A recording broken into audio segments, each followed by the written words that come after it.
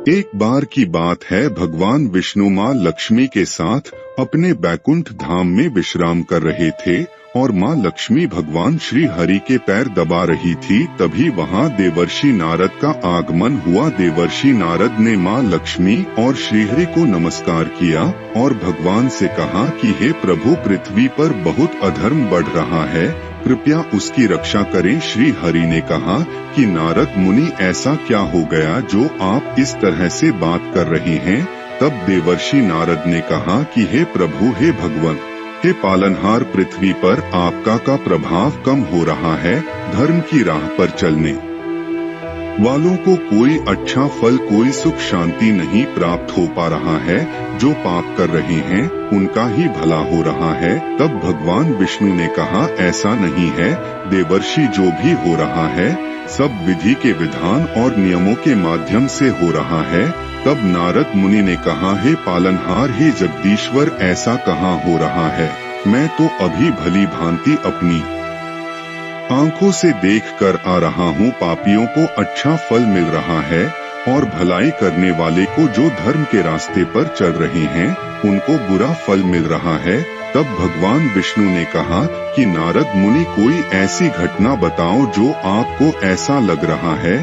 तब नारद जी ने कहा कि पालनहार, अभी मैं एक जंगल से गुजर रहा था तो मैंने वहाँ पर देखा कि एक गाय दलदल में फंसी हुई थी और वह बार बार निकलने का प्रयास कर रही थी, पर निकलने में सक्षम नहीं हो पा रही थी और उसे कोई बचाने वाला नहीं मिल रहा था। तभी एक चोर उधर से भागे भागे आ रहा था, गाय को फंसा देख कर भी नहीं रुका और गाय की कोई मदद नहीं की। वह उस पर पैर रखकर दलदल को पार कर चला गया। आगे जाकर चोर को सोने की बहुत सारे सिक्के भरी एक थैली मिली और वह उस थैली को लेकर हंसते हुए चला गया। वहीं से थोड़ी देर बाद एक वृद्ध साधु गुजर रहे थे।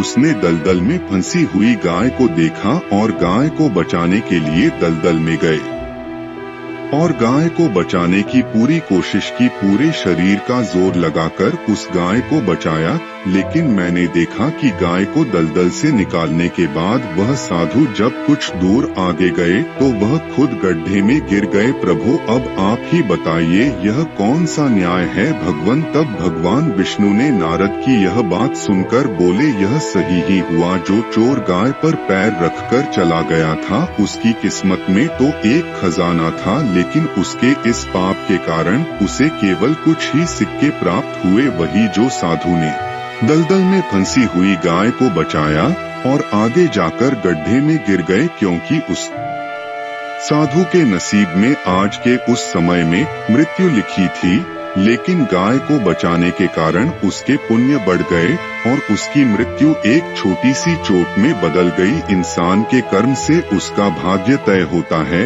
तब नारद मुनि ने सच्चाई को जाना और भगवान की जय जयकार की, प्रभु को नमस्कार करके वापस चले गए।